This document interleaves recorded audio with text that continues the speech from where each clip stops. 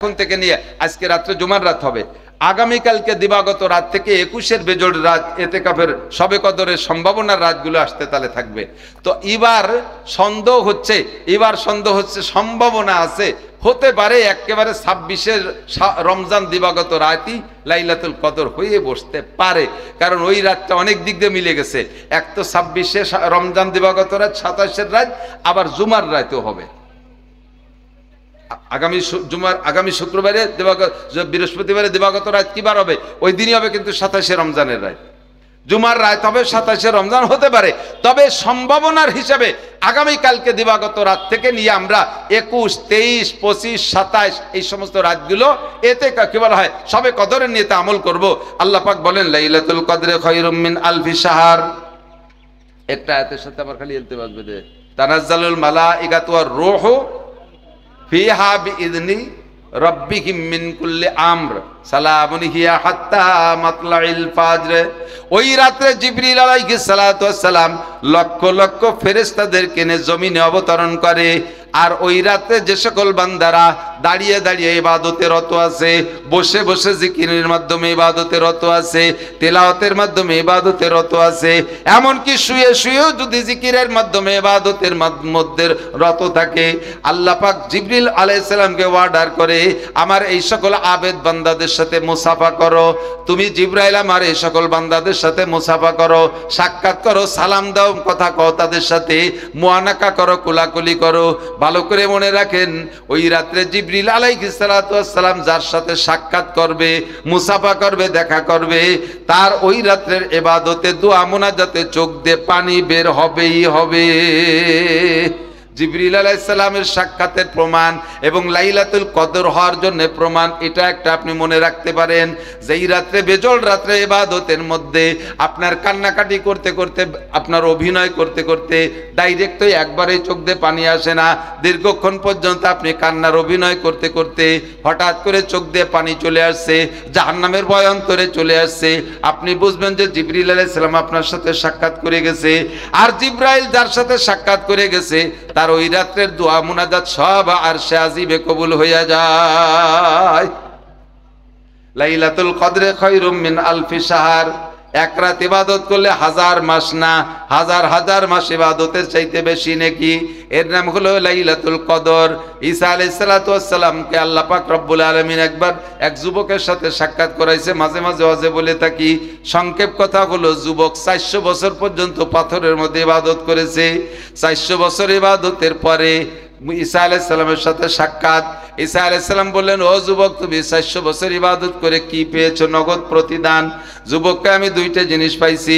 একটা হলো এই পাথরের ভিতরে যেদিন বন্দী হয়ে যায় ওই দিন এই পাথর ছিল কালো, আমার ইবাদতের ফোকাসে পাথরটা সাদা হয়ে গেছে, এইটা হলো 1 নম্বর প্রতিদান। 2 নম্বর, এই যে দেখেন বেমৌসুমি আনসিজন ফল আমার জায়নামাজের সামনে, প্রত্যেক দিন আল্লাহ তাআলা জান্নাত থেকে একজন ফেরেশতার মাধ্যমে আমার এই জান্নাতের ভিতরে 3 বেলা এই জান্নাতি ফল এই পাথরের মধ্যে পৌঁছাইয়া দেয়। ঈসা আলাইহিস সালাম খুশি হয়ে বললেন, আল্লাহ, আমার মনে হয় দুনিয়ায় এত বড় আবেদার বুজুর্গ, এত বেশি নেকিওয়ালা মানুষ আর হয় নাই, আর হবেও না। আল্লাহ পাক বলেন, ঈসা, এর চেয়ে আশ্চর্যটা খবর তোমারে শুনাই দে, তুমি জেনে নাও। আমার আখিরি নবী, তোমার পরেই যেই নবী আসবে, মিন বাদি কাসমুহু আহমদ, তোমার পরে যে নবী আসবে তার নাম হবে আহমদ মুহাম্মদুর রাসূলুল্লাহ। ওই নবী এবং নবীর উম্মতের একেবারে সাধারণ থেকে সাধারণ আইলু নাংলা চাষা কৃষক ভ্যানচালানি ঋষি মুসি যদি মুসলমান হয় খালি কলেমা পড়া, সে যদি 1 রাত ইবাদত করে, 1 রাত ইবাদত করলে তার আমল নামায় এই যুবকের 400 বছর ইবাদত করলে যে নেকি তার চেয়ে বেশি নেকি দেওয়া হবে। 400 বছরের নেকি। যদি শুধু কলেমা পড়া ইমানদার হোক, সে ঋষি হোক, মুচি হোক, সেলুনের নাপিত হোক, যাই হোক না কেন, যত নিচু মানের পেশাদার হোক না কেন, সে যদি মোমেন হয় আর যদি 1 রাত ইবাদত করে 400 বছর। আল্লাহ সেই রাতটার নাম কি? লাইলাতুল কদর। রাতটার নাম হলো লাইলাতুল কদর। এই লাইলাতুল কদর পাওয়ার লোভ কি আপনাদের হয় নাকি? নাকি আমরা জীবন বইরে এরকম ভাষা ভাষা কয়ে যাবো আর আপনারা খালি শুনি টুনি আইটি চলে যাবে? আমাকে দায়িত্ব আছে ইফতার মাহফিলি ফেলাই একটু বস করব, আপনাকে দায়িত্ব আছে শুনি টুনি চলে যাবেন। এই লাইলাতুল কদরের ফজিলতের লোভ কি একটু অন্তরে হয়? একটু কথা কন না কেন? সত্যি হয় কন?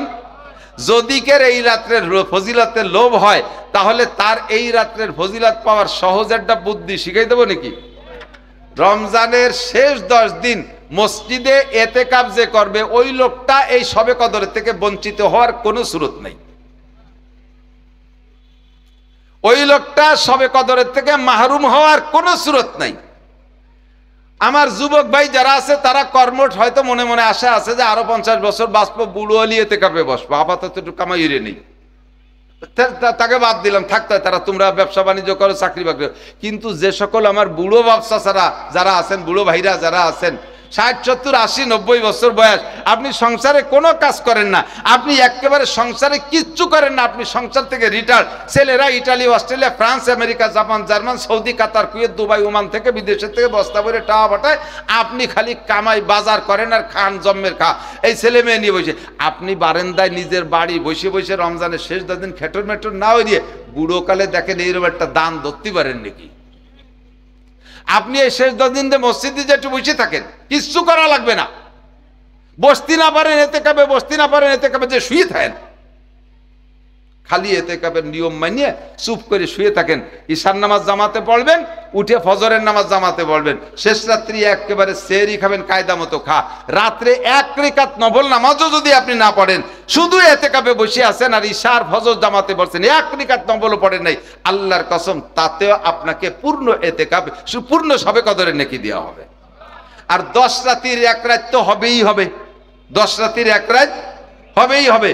কাজী এই মহান ফজিলতের রাতটা থেকে ওই লোকটা বঞ্চিত হবে না, মাহরুম হবে না, বাদ যাবে না, যেই লোকটা রমজানের শেষ 10 দিন এতেকাফ করে।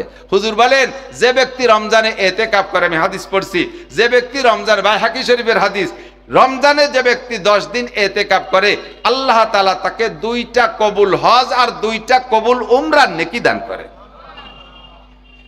সুবহানাল্লাহ, সুর ভালো না কয় ওই 10 দিন কাটিবিটে না থাকি হচ্ছে 1.5 লাখ টাকা খরচ করে উমরা করে আসলাম, পয়সার অভাব আছে নাকি?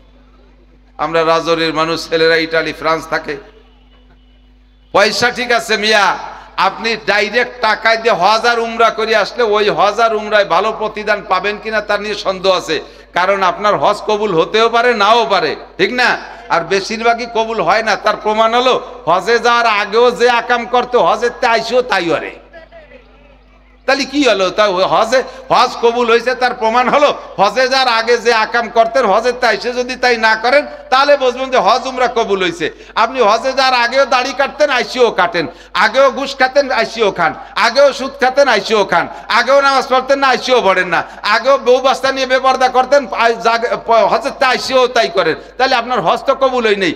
অথচ আপনি যদি এতেকাফ করেন তাহলে 2টা কবুল হজ আর 2টা কবুল উমরার সব অনায়াসে পেয়ে যাবেন। আপনি রোজা রাখছেন, সুদে টাকা দিয়ে এদিক, সুদে টাকা দিয়ে সেহরি, ঘুষের টাকা দিয়ে ইফতারি, সুদে টাকা দিয়ে সেহরি, ঘুষের টাকা দিয়ে ইফতারি, আপনার রোজায় 1 পয়সারও নেকি নাই।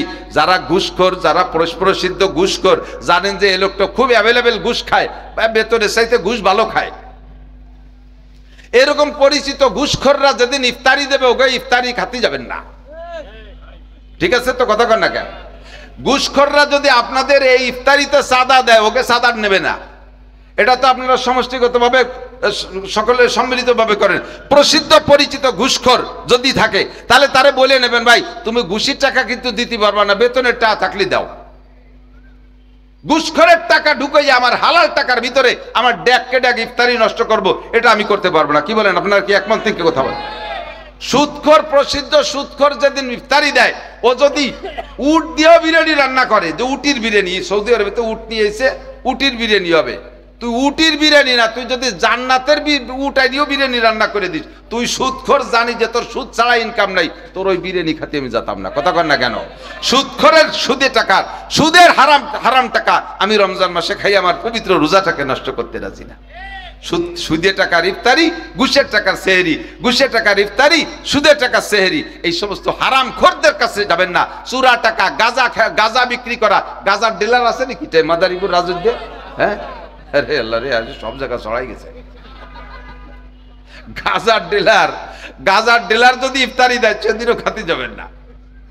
গাঁজাখোর, সুদখোর, আইলটেলা, হারামখোর, এদের কারণে রোজা নষ্ট হয়ে যায়। খুব সতর্ক থাকবে। এত কষ্ট করে একটা রোজা রয়েছি, প্রায় তো 14-15 ঘন্টা হতে চলতেছে, তাই না?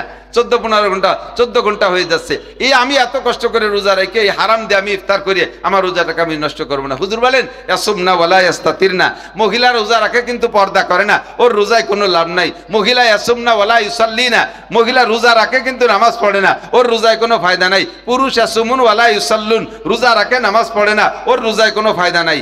আমি রমজান মাসে রোজা রাখতেছি তো দুইটা উদ্দেশ্যে, একটা হলো কিয়ামতের ময়দানে আল্লাহ তাআলা আমাকে নিজ হাতে পুরস্কার দান করবেন, কোন সুবহানাল্লাহ। আর একটা হলো আমার জিন্দেগির সব গুনাহ আমি পরিষ্কার করে যাব দুনিয়া থেকে, তাই তো নাকি বলেন? পরিষ্কার হাদিস, মান সামা রমাদান ঈমানান ওয়া ইহতিসাবা গুফিরা লাহু মা তাকাদ্দামা মিন যামবিহি, যে ব্যক্তি রমজান মাসে রোজা রাখে ঈমানের সাথে সওয়াবের আশায়, একটু খেয়াল করেন, ঈমানের সাথে সওয়াবের আশায়, রোজার নিয়তটা শিখিয়ে দিয়েছে নবী পাক, ঈমানের সাথে সওয়াবের আশায়। গতানুগতিক রোজা না, সামাজিকতা রক্ষার্থে রোজা না। বাড়ির পরিবারের সবাই রোজা রাখে, আমি একা না রাখলি গরম ভাত তো আমার জন্য রান্না করে না, কাজেই দিন যাবে ভান্তা খাতি খাতি, ওর চাইতে ওকে সাথে রোজাতেই সন্ধ্যের সময় ভালো সাইড ইফতার খাতি পারবো, এই আশায় রোজা। এর নাম ইমানি রোজা না। এর নাম কি রোজা না? ইমানি রোজা না। এ তুই তো রোজা থাইস না, আজকে রোজা যে কয় যে ঈদগাহ ইফতারির দাওয়াত দিয়েছে, তা রোজা না রাখে কিভাবে খাতি যায়? এই ঈদগাহর ইফতারির দাওয়াত খাওয়ার জন্য রোজা রাখছে, এই রোজা আপনার ইমানের রোজা না। তুই তো আজকে রোজা, তুই তো রোজা থাকা মানুষরা রোজা কেন? কয় চেয়ারম্যান সাহেবের বাড়ি আজকে ইফতারির দাওয়াত দিয়েছে, ও জায়গা তো ভালো বিরিয়ানি রান্না হবে, তো বিনি রোজায় কিভাবে খাতি যায়, সেই জন্য রোজা। উনি ইমানের রোজা রাখে না, উনি হলো ইফতারির রোজা রাখছে। কতক্ষণ না কেন? তুমি রোজা কেন? কয় যে এই বয়সে রোজা না রাখলে মানসি কি কয়, খেয়াল করেন, এই বয়সে রোজা না রাখলি মানসি কি কয়? তাহলে এটা কি ইমানের রোজা না মানুষের মুখ ঠেকানি রোজা, মানুষের মুখ বন্ধ করা রোজা, ঠিক না? এই রোজার নেকি পাবেন না, এই রোজার দ্বারা ওই পুরস্কার না। হুজুর বলেন মান সামা রমাদান ঈমানান ওয়া ইহতিসাবা, ঈমানের সাথে আর সওয়াবের আশায় রোজা রাখবেন, গুফিরা লাহু মা তাকাদ্দামা মিন যামবিহি, আগের জীবনের সব গুনাহ আল্লাহ ক্ষমা কইরা দেয়। তবে রোজাটা রোজার মতো হইতে হবে। ওই রোজা, যেই রোজার পিছনে নামাজ নাই, সেই রোজায় এই পুরস্কার নাই। যেই রোজার পিছনে হালাল হারাম বাছা খোটা নাই, ওই রোজায় এই পুরস্কার হবে না। যেই রোজা রাখার পরে পর্দা পশিদা নাই, ওই রোজায় এই পুরস্কার হবে না। যেই রোজা রেখে বসে বসে গল্পর ভিতর দিয়ে মোটা মোটা গীবত করে, কারণ রোজার মাসে দুপুরের পরে বেশিরভাগ মানুষ বাড়ি একটা কাজ করে না, শরীরটা ক্লান্ত হয়ে যায়, এখন এই টাইমটা যায় না। ওদিকে যদি যারা তিলাওয়াত করে তাকে তো এক কায়দা ইবাদতের মধ্যে দিয়ে চলে যায়। যারা তিলাওয়াত করে না, সাংসারিক কাম কাজ করে না, ব্যবসা বাণিজ্য করে না, এই মানুষগুলোর রোজার দিনে দুপুরের পরে সন্ধ্যে পর্যন্ত টাইম যায়ই না। বারবার মুয়াজ্জিনকে কয়, হুজুর আর কতক্ষণ আছে? হুজুর কাকা 1.5 ঘন্টা। কয় তোর গড়ি নষ্ট, তুই সেই সকালের 1.5 ঘন্টা খাওয়া শুরু করছিস, সকালের বলে 1.5 ঘন্টা খাওয়া শুরু হচ্ছে, মানে এই বিকেলে টাইম যায় না। তাই এই টাইমে সরানোর জন্যে কি বলে, কি কয়, কয় যে সময় কাটাই কি করিয়া, কয় বুড়ো একসাথে বসে দুনিয়ার পচা দরবার যত গিবাত শেখায়, কোন হুজুর কি করছে, হাসিনে কি করছে, খালেদা কি করছে, ওই ইউনুস মিয়া কি ভুলভুল করতেছে, তারপরে ওই বর্তমানে সেনা প্রধান কি হতেছে, নরেন্দ্র মোদী কি হলো, ডোনাল্ড ট্রাম্প কি হলো, দুনিয়ার রাজনীতি কয় বুড়ো করিয়ে টরিয়ে লাস্ট ফিনিশিং ধরছে ইমাম সাহেব আর মুয়াজ্জিন সাহেব। সেদিনকে শুনলাম যে ইমাম সাহেব এই হচ্ছে, মুয়াজ্জিন সাহেব সুলাসুলি হচ্ছে, এই ইত্যাদি কইয়ে টইয়ে এই গোষ্ঠী শুদ্ধ উদ্ধার হইয়ে দে। ওনার রোজাটা ওই জায়গাতে শেষ করে তুইয়ে তারপরে খালি হাতে যাবে আসের মতো গুটিখানি গিলতি। এইরকম রোজা আপনার, এই রোজা আপনার গুনাহও মাফ হয় না, এই রোজা আপনি নেকিও পাবেন না। রোজাটাকে একেবারে পরিষ্কার রাখেন, দেখবেন ফাজাইলে আমাল তবলিগে নিসাব কিতাবের মধ্যে পড়ে দেখেন, পরিষ্কার সহিহ হাদিস, হুজুর আলাইহিস সাল্লাতু ওয়াস সালাম মসজিদের ভিতরে রমজান মাসে দেখে দুইজন রোজাদার মুসল্লি সাহাবী এই দুইজন বসে বসে মাঝে মাঝে তিলাওয়াত করে, মাঝে মাঝে জিকির করে, মাঝে মাঝে নফল নামাজ পড়ে, মাঝে মাঝে আবার একটু গল্প করে। এই দিনের বেলা এই করতেছে। তো হুজুর একবার লক্ষ্য করলেন যে গল্প করলেন আর নামাজ পড়লেন আর জিকির করলেন, এই লোকটা এই তার গল্পের ভিতর দিয়ে হুজুর লক্ষ্য করেছেন যে অজু বানায় গল্পের পরে, গল্প করার পরে বিনা অজুতে নামাজ পড়ছে, গল্প কিছুক্ষণ করার পরে নামাজ পড়ছে, নামাজ পড়ে আবার বসছে। তো এই গল্পটুকু শুনছেন আর নামাজও দেখছেন, দেখে হুজুর দুইজনকে বলছেন তাআলা এদিকে আসো। দুইজন ডেকে জিজ্ঞেস করে, আর তোমরা কি রোজা নাকি? দুইজন আজকে রোজা আছো? জি হুজুর আমরা রোজা আছি। কয় রমজান চলে যাওয়ার পরে আজকের রোজাটা দুইজনে আবার রেখে দিবা, আজকের রোজা আবার রেখে দিবা। আর এই আগে যে গল্প করছো না, ওই গল্পের পরে যে নামাজ পড়ছো ওই অজু বানায় এসে ওই 2 রাকাত নামাজ আবার পড়ো। কয় যে হুজুর অজুও ছটে নাই, রোজা ভাঙ্গার কারণও ঘটে নাই, তা আমরা ফিরে এই অর্ব কেন?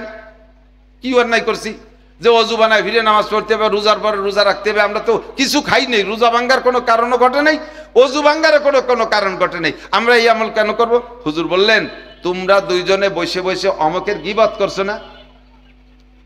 না গীবত করি নই তো, উনি ওই আকাম করছে তাই বলা বলি করছি, ওটা গীবত করি নেই। কয় যে এই জন্যই তো গীবত, আর ওই লোকটা যদি না করতো আর তোমরা বলতে নিজের থেকে, তাহলে হয়তো অপবাদ, তাহলে মিথ্যা অপবাদ। ওই লোকটা ওই অন্যায় করছে আর তাই বলছো বিধায় তো গীবত হইছে, এ তো বলা বলি করছে। বলে জি, কয় যে এই যার গীবত করছো, যার সমালোচনা করছো, সে যেন মারা গেল আর তার মরা পচা গোশত তোমরা খাইছো, তাহলে বলো মরা মানুষের পচা গোশত হারাম না হালাল? হালাল না হারাম? হারাম। আর এমন হারাম খাইলে অজু থাকে কিনা? এরকম হারাম খাইলে অজু নষ্ট হয়ে যায়, এরকম হারাম খাইলে অজু নষ্ট হয়ে যায়। কাজেই এই হারাম খাওয়ার কারণে অজু নষ্ট হয়ে গেছে, এই অজু নষ্ট হওয়ার পরে যে নামাজ পড়ছে ওই নামাজ ওই নেই, তাই ফিরে অজু বানাইছে, অজু নামাজ পড়ো। আর মরা মানুষের পচা গোশত রোজা থাইয়ে খালি কি রোজা থাকে না ভাঙ্গে? তাজা মানুষের ভালো গোশত খালি তাই রোজা থাকে না, আর তো মরা মানুষের পচা গোশত তাতে কি রোজা থাকে না ভাঙ্গে? কয় তো ভেঙে যায়। কয় 2 জনে যে গীবত করছো ওই লোকটার মরা গোশত খাইছো, এই জন্যই তোমাদের রোজা ভেঙে গেছে, এই জন্য আবার রোজা রাখবা। কয় না হুজুর খাই নেই। হুজুর কয় পকেটে খিলাল আছে? পকেটে খিলাল আছে? কয় জি হুজুর খিলাল আছে। কয় খিলাল এখন বার হয়ে দিয়েছে হুজুর। কয় তা খিলাল করে দেখো, দেখো গোশত বেরোয় নাকি। দাঁতের মধ্যে খিলাল ঢুকাই দিয়ে টানিয়ে টানিয়ে গোশত বেরোইছে, মরা মানুষের পচা গোশত। হাদিসে দেখবেন খুতবাত কি বলা হয়, এই ফাজাইলে আমাল, ফাজাইলে রমাজানের মধ্যে দেখবেন এখানে আছে, এই হাদিসটা আছে, এবং বড় হাদিসের কিতাবের থেকে আনছে হযরত মাওলানা জাকারিয়া রাহমাতুল্লাহ আলাইহি, সহিহ হাদিস। দাঁতের ভিতরে যখন পচা গোশত বেরোইছে, এবং আরে গোশতেরও তো পার্থক্য আছে, গরু মরা গোশতের এক গন্ধ, বিলাই মরা গোশতের আলাদা গন্ধ, মুরগি মরা গোশতের আলাদা গন্ধ, মানুষ মরা গোশতের আলাদা গন্ধ, কতক্ষণ তো মরা মানুষের পচা গোশতে যে গন্ধ, এই গন্ধই আসতেছে। উন্ডা 2 জন তো বমি করে দিছে। হুজুর কি এবে তো খাই নেই, কোত্থেকে আসলো? কয় যে আল্লাহ পাক কখনো মিথ্যে কথা বলেন না। আইয়ুহিব্বু আহাদুকুম আইয়াকুলা লাহমা আখিহি মাইতান ফাকারিতুমুহু ওয়াত্তাকুল্লাহ। তোমরা কি চাও তোমার মরা ভাইয়ের পচা গোশত খাইতে? এটা অবশ্যই তোমরা অপছন্দ করো। যার গীবত করতেছো সে যেন মারা গেল আর তার মরা পচা গোশত তুমি খাইলে। আল্লাহু আন্না মুহাম্মাদাম মা হুয়া আহলুহু সুবহানাল্লাহি ওয়া বিহামদিহি সুবহানাল্লাহিল আযীম। রব্বি ইশরাহ লি সাদরি ওয়া ইয়াসসির লি আমরি ওয়াহলুল উকদাতাম মিন লিসানি ইয়াফকাহু কওলি। রব্বি জিদনি ইলমা। আল্লাহুম্মা আরিনাল হাক্কা হাক্কান ওয়ারযুকনা ইত্তিবা'আহ ওয়া আরিনাল বাতিলা বাতিলাও ওয়ারযুকনা ইজতিনাবাহ। সকলে বলি আমিন। একটু দুরূদ শরীফ পড়ি, আল্লাহর রহমত 10 গুণ বেড়ে যাবে। আল্লাহুম্মা সাল্লি আলা মুহাম্মাদিন ওয়া আলা আলি মুহাম্মাদ কামা সাল্লাইতা আলা ইব্রাহিম ওয়া আলা আলি ইব্রাহিম ইন্নাকা হামিদুম মাজিদ। আল্লাহুম্মা বারিক আলা মুহাম্মাদিন ওয়া আলা আলি মুহাম্মাদ কামা বারাকতা আলা ইব্রাহিম ওয়া আলা আলি ইব্রাহিম ইন্নাকা হামিদুম মাজিদ।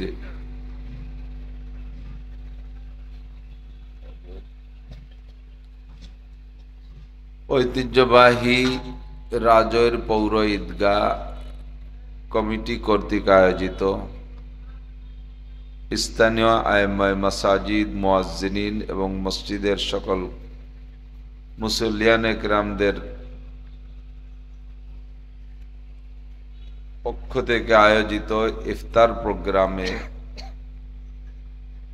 আল্লাহ পাক রব্বুল আলামিন আমাদেরকে দিন থাকতে অংশগ্রহণ করার সুযোগ দিয়েছেন।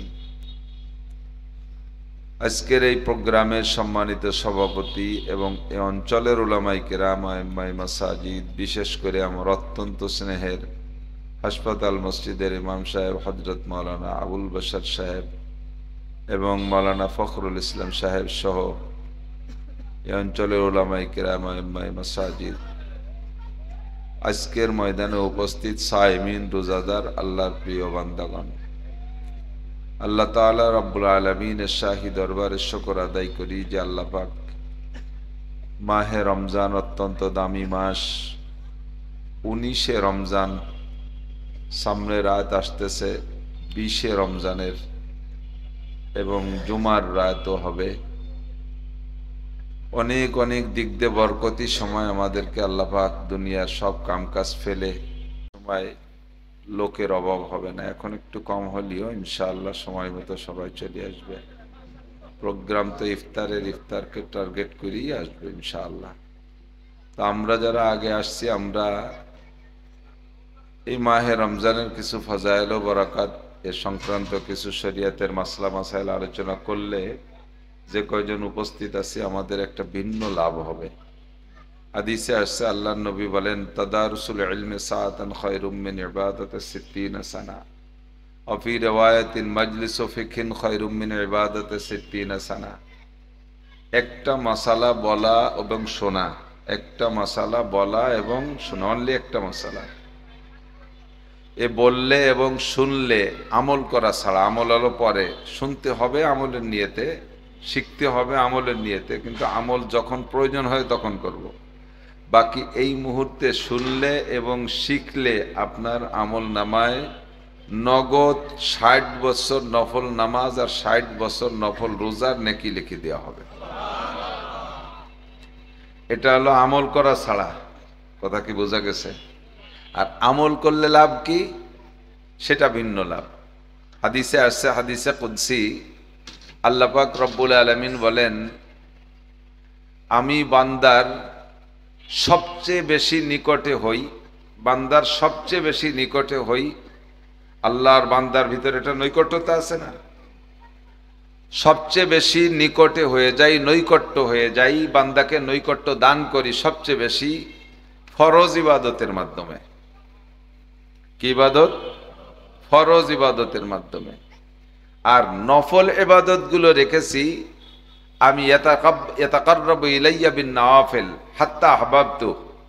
আর বান্দা যত বেশি নফল ইবাদত করবে, এটা তার ওভারটাইম, ওভারটাইমের দ্বারা, দেখেন মূল ডিউটির দ্বারা কর্মচারীর চাকরি ঠিক থাকে, মূল ডিউটির দ্বারা কি থাকে? চাকরি ঠিক থাকে। খেয়াল করতেছেন নাকি? মূল ডিউটির দ্বারা চাকরি ঠিক থাকে, আর এর দ্বারা নির্ধারিত বেতনটা পায়। আর মূল ডিউটি ছাড়া এর পরে যে টাইমটা, এই টাইমে যদি কর্মচারী কাজ করে তার নাম ওভার টাইম। এই ওভার টাইমের দ্বারা কর্মচারী মালিকের নৈকট্য লাভ করে।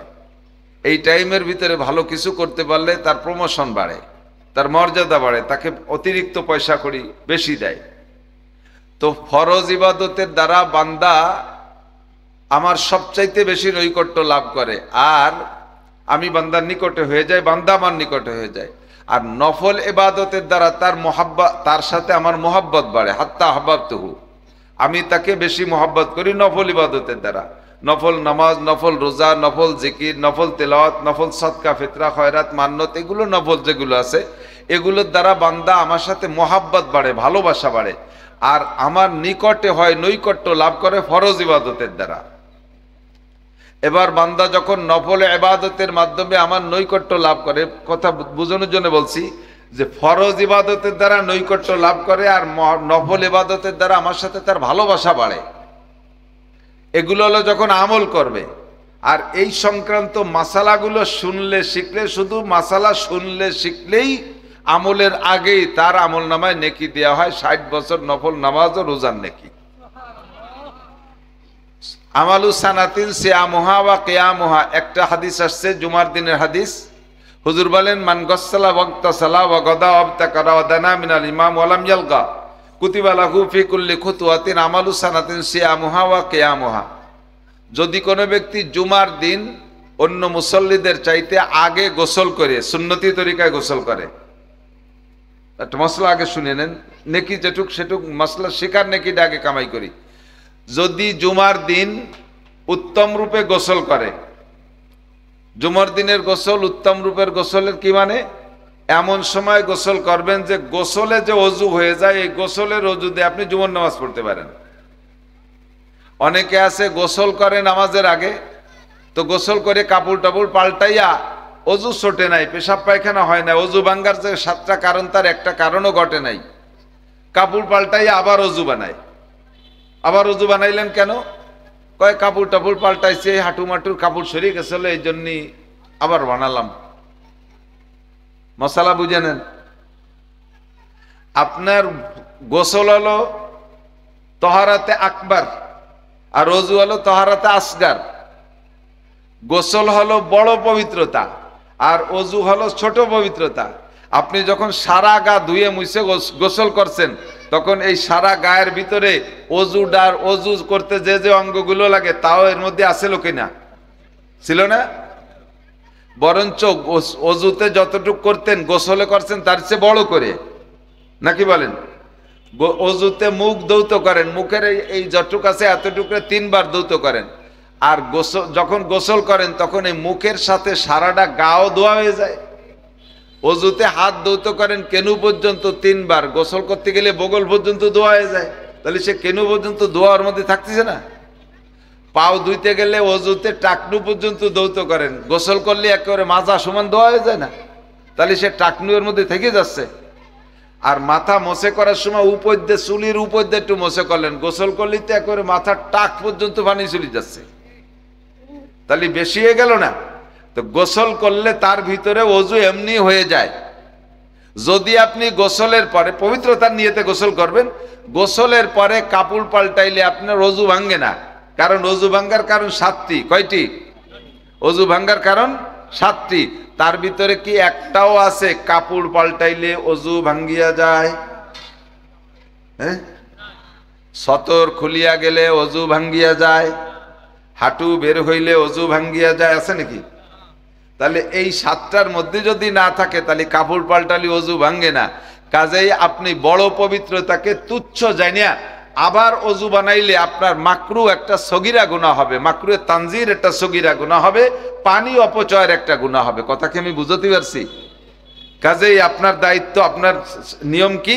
গোসল যদি পবিত্রতার নিয়তে গোসল করে থাকেন, জুমার দিনে সুন্নতি গোসল, ওই গোসলের পরে কাপড় পাল্টাইলে আর আপনার পরে যে ইবাদত করতে অজু লাগে এমন কোন ইবাদত করা ছাড়া, আবার খেয়াল করে বোঝেন, যে ইবাদত করতে অজু লাগে গোসলের পরে এমন কোন ইবাদত করা ছাড়া, অথবা গোসলের পরে অজু না ভাঙলে, গোসলের পরে খালি খালি এমনি এমনি অজু বানাইলে একটা সগীরা গুনাহ হবে।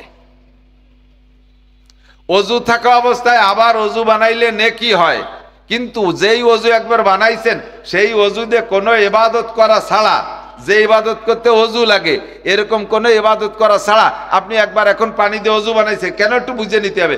এখন আপনি পানি দিয়ে অজু বানাইছেন, কোনো ইবাদত করেন নাই, অজু ছোটেও নাই, আবার আপনার নিজের কলের পানি আবার অজু বানাইলেন, আবার অজু বানাইলেন, 4টে ফরজ আর 10টা সুন্নত আদায় হয়ে গেছে, এটা নেকি হওয়ার কথা। কিন্তু যেহেতু অজু বানাইছেন আর এই অজু যে কোনো ইবাদত করেন নাই আর অজু ছোটেও নাই, আপনি কেন পানি অপচয় করে আবার অজু বানাইতে গেছেন? দ্বিতীয় অজুতে আপনি এ সময় নেকি পাবেন না, বরং সেটা গুনাহ হবে আপনার। কথা কি বোঝা যাচ্ছে? রোজার দিন পেটও হিট, মাথাও হিট, এলোমেলো ভাবে যা আসবে মশলা সংক্রান্ত তাই বলবো, যদি আমল করার মতো হয় তা আমল করবেন ইনশাআল্লাহ। এই যে মশলা শুনলেন, জীবনে অনেক ভুল এই জায়গা আমাদের করা আছে না নাই?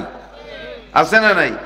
অজুর ওপরে অজু থাকতে অজু করা একটা নেকি, সেটা হলো কোন সময় আপনি অজু বানাইছেন সেই অজু দিয়ে ইবাদত করছেন, সেই অজু দিয়ে ইবাদত করছেন, এরপরে অজু আছে, এরপরে মনের তৃপ্তিতে আবার অজু বানাইলেন, তাহলে আপনার নেকি হবে। কিন্তু যেই অজুটা দিয়ে আর কোনো ইবাদত করেন নাই, শুধু অজুটা বানায় রাখছেন, অথবা অজু ছোটেও নাই, এরপরে অনার্থক পানি খরচ করে আপনি যখন অজু করবেন, তাহলে এইটাকে আপনাকে অপচয়ের গুনাহ, ইসরাফ, বজর বলে হয়, বজর, ইসরাফ, বেহুদা খরচের গুনায় আপনি গুনাহগার হয়ে যাবেন।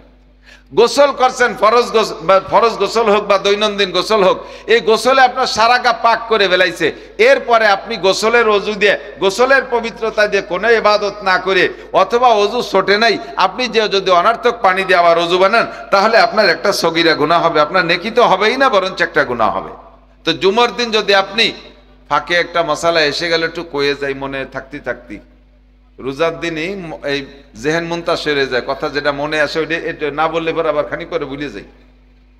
এই জায়গাতে একটু মনে রাখেন, জুমার দিনের ফজিলত কব মনে রাখবেন তো ইনশাআল্লাহ। খেয়াল রাখেন, জুমার দিনের 5টা সুন্নতের পর 1 বস্তা নেকি, এই জায়গা কব আর কি, তার একটা কইলাম, একটু ওইটা একটু ভালো করে বলবো। তার ফাঁকে একটা মশালা মনে পড়ছে বলে যাই, যেটা রমজান মাসে তারাবির সময় আমি উপলব্ধি করছি। 2-3 দিন আমার মসজিদে, আমি যে মসজিদে, আমার মাদ্রাসার মসজিদে তারাবি পড়ে 2-3 দিন আমি খেয়াল করছি বলবো, কিন্তু সালাম ফিরানোর পরে দোয়া কুনুতের কি বলে বেতের নামাজের সালাম ফিরানোর পরে তার মনে থাকে না, মুসল্লিদের বলতে সুযোগ পাই না। তা আপনাদের আজকে বললি হয়তো মনে থাকবে, আজকে আমার মসজিদে বলবো ইনশাআল্লাহ। মশালা এদিক খেয়াল করতে হবে, খুব খেয়াল করতে হবে। আমি আপনি নামাজের ভিতরে যে মশালাগুলোর পর আমল করি, যেমন ইমামের পিছনে ইমাম যখন তকবীরে তাহরিমা বলে আল্লাহু আকবার করে সানা বাঁধে, ওই সময় প্রথম তকবীর দিয়ে প্রত্যেকটা মুসল্লির কানে হাত উঠানো সুন্নাত, না উঠাইলে সমস্যা নাই, না উঠলে নামাজ হবে, কিন্তু প্রত্যেকটা মুসল্লির প্রথম তকবীরে আল্লাহু আকবার বলা ফরজ। যদি আপনি কানে হাত দিয়েছেন মুখ বন্ধ হয়ে, মুখে আল্লাহু আকবার বলেন নাই, মুখ বন্ধ, মুখ খালি কানে হাত দিয়েছে, আপনার নামাজ বাতিল, প্রথম ফরজ বাতিল হয়ে গেছে। তাকবীরে তাহরিমা বলা ফরজ, এটা বাতিল হয়ে গেছে। এই তাকবীরে তাহরিমা বলা প্রত্যেকের উপরে ফরজ। এরপরে উঠতে বসতে যে সামি আল্লাহ রব্বানা লাকাল হামদ, উঠতে বসতে যে আল্লাহু আকবার, এগুলো বলা সুন্নাত। এ মুসল্লিরা না বললেও দোষ নাই, ইমাম সাহেব বলতে হবে, ইমাম সাহেব বলতে হবে, সে বলে শেষ করবে, তার সাথে সাথে আমরা উঠতে বসতে পারলে হলো। এরপরে ইমামের পিছনে আমাদের সূরা ফাতিহা পড়া লাগবে না। মান কানা ফি সালাতি ইমামুন ফা কিরাতুল ইমামি লাহু কিরাতুন, যার নামাজে ইমাম আছে তার ইমামের কিরাতি কিরাত, মুসল্লিদের কিরাত পড়া লাগবে না। অনেকে যেমন আহলে হাদিস ওয়ালারা আমাদের পরামর্শ দেয় যে লা সালাতা ইল্লা বিফাতিহাতিন, লা সালাতা ইল্লা বিফাতিহাতিল কিতাব, সূরা ফাতিহা ছাড়া নামাজ হবে না, এই বলে তারা বলে। তারা এই হাদিসের পর আমল করতে যায়, ইমাম সাহেব সূরা ফাতিহা পড়বে, মুসল্লিরাও পড়বে, মুসল্লিদের পড়াই ছাড়া তাদের আকীদা অনুযায়ী সূরা ফাতিহা পড়া ওয়াজিব। আর আমরা হানাফি মাযহাবের ইমাম সাহেবের অনুসরণ করি, আমরা কিতাব হাদিসে যা বুঝছি তাতে মুসল্লিদের উপরে সূরা ফাতিহা পড়া ওয়াজিব না, বরঞ্চ পড়লে ওয়াজিব তরকের গুনাহ হবে। খেয়াল করছেন কথা? তাহলে আমাদের এবার সূরা কিরাত পড়া লাগলো না, মুসল্লিরা পিছনে থেকে কি করবে, ইমামের পিছে পিছে সব কাজগুলো করবে। এই কথাটা বলবো বলে খেয়াল করেন, একটু খেয়াল করেন, ইমামের পিছে থাকবে, কোনো কাজে যেন ইমামের আগে চলে না যায়। এলে 1 নম্বর ইত্তেবা ইমাম, ইমামের অনুসরণ করা। কাজেই ওই প্রথম যে তাকবীরটা, ওই জায়গাটা মাসালা শুনে নেন। ইমাম সাহেব তাকবীরটা বলতে যায় একটু টেনে বলছে আল্লাহু আকবার, টান একটু বেশি হয়েছে, তো ইমাম সাহেব আল্লাহ করে করে টানতেছে, আপনি মনে হচ্ছে যে অনুমতি তো দেশে, আমার টুকু আমি সেরি ফেলি, আপনি শটে মারি দিয়েছেন আল্লাহু আকবার। ইমামের আল্লাহু আকবারের র শেষ হওয়ার আগে যদি আপনার আল্লাহু আকবারের র শেষ হয়ে যায়, আপনার নামাজ বাতিল, আপনি পিছে পিছে থাকবেন। কথা কি বুঝে আসছে? এবার ইমামের পিছে থাকতে যাইয়া আপনাকে খেয়াল করেন, ইমাম সাহেব রুকুতে যে সুবহান রাব্বিল আযীম 3 বার বলছে, সে যত তাড়াতাড়ি বলুক বা আস্তে বলুক সেটা তার কায়দায় সে বলছে, ভুল বললে তার গুনাহ হবে, সঠিক বললে তার নেকি হবে, আমাদের কোনো লস নাই। ইমাম সাহেব 3 বার সুবহান রাব্বিল আযীম বলে মাথা উঠে বেলাইছে, সামি আল্লাহু লিমান হামিদা বলছে, কিন্তু আপনি মুসল্লি, মাসালাটা শুনতে হবে, আপনার ইমামের সাথে রুকুতে যাওয়া ফরজ, রুকুতে যাওয়া, রুকু করা ফরজ, এবং রুকুতে টাইমটা কতটুক মেনটেন করে, কতটুক আপনি দেবেন, এইটা আপনি ইমামের সাথে অনুসরণ করবেন। ইমামের চাইতে আগে আপনি উঠে যাবেন না, ইমামের চাইতে আগে রুকুতে যাবেন না, বুঝেন কথা? ইমামের চাইতে ইমাম 3 বার ভরিয়ে বেলায় পারে নাই, আপনার 3 বার ভরা হয়ে গেছে, এখন আপনি চিন্তা আমি খালি কুজু হয়ে থাকুক, আমি সোজা হয়ে যাই, তা হবে না, আপনি থাকতে হবে কুজু হইয়া। এখন পড়বেন কয়বার এটা বুঝে নেন, পড়বেন কয়বার, ইমাম 3 বার পড়ুক, 5 বার পড়ুক, 7 বার পড়ুক, 10 বার, 9 বার পড়ুক, 11 বার পড়ুক, আপনি আপনার আপনার যে নিয়মে পড়ার অভ্যাস আছে ওই নিয়মে আপনি পড়তে থাকেন, আর সাধ্য অনুযায়ী আপনি বেজোড় বানানোর চেষ্টা রাখেন যে ইমামের সামি আল্লাহ কোয়ার আগে যেন আমার বেজোড়টা ঠিক থাকে। সুবহান রাব্বিল আযীম, সুবহান রাব্বিল আযীম, সুবহান রাব্বিল আযীম। দেখেন যে ইমাম ওঠে না, আবার শুরু করে দেন সুবহান রাব্বিল আযীম, সুবহান রাব্বিল আযীম, সুবহান রাব্বিল আযীম। হয়ে গেছে 6 বার, সাথে সাথে আর একবার বানাইয়া 7 বার বানায় ফেলেন, বেজোড় বানানো ঠিক রাখেন সুবহান রাব্বিল আযীম। কিন্তু ইমাম সাহেব যদি সুবহান রাব্বিল আযীম 3 বার বলুক আর 5 বার বলুক, যদি উঠে যায় আর আপনার এখনো আপনার বেজোড় হয় নাই, জোড়ে আছেন, আপনি আপনার কিসে আছেন? জোড়ে আছেন। আপনি এই জোড়ে বেজোড় বানানোর জন্য ইমাম সাহেব সামি আল্লাহর সিন কোয়ার সাথে সাথে আপনার মাথা উঠে যেতে হবে। আপনি আর মাথাকে রুকুতে রাখতে পারবেন না। বেজোড় বানানোর জন্য আপনার আর একবার বলা জরুরি না, কারণ আপনার খেয়াল করেন, আপনার জোড়ে বেজোড় বানানো সুন্নাত। উসুল শিখাই দেই, খেয়াল করেন, তাহলে আপনার সব মশলা নিজে নিজে বানাতে পারবেন। জোড়ে বেজোড় বানানো সুন্নাত, রুকু সিজদার তসবিরে জোড়ে বেজোড় বানানো কি সুন্নাত। আর ইমামের অনুসরণ মানে ইমামের হুকুম পালন করা, সাথে সাথে পালন করা ওয়াজিব, সাথে সাথে পালন করা ওয়াজিব। যে জায়গায় ইমামের সাথে আপনার আমলের সাথে ওয়াজিব আর সুন্নতের বিরোধ বেঁধে গেছে, মানে বুঝতে পারতেছি নাকি তা আল্লাহ জানে। ইমামের আমল আর আপনার আমলের ভিতরে ওয়াজিব আর সুন্নতের বিরোধ বেঁধে গেছে, তার মানে আপনি আছেন সুন্নতের মধ্যে আর ইমাম আছে ওয়াজিবের মধ্যে। আপনার ইমামের আমল, ইমামের অনুসরণ করা ওয়াজিব, আর আপনি আছেন সুন্নতের মধ্যে। এখন সুন্নতকে যদি পুরো করতে যান তাহলে ইমামের অনুসরণের ভিতরে একটু বেশকম হয়ে যায়।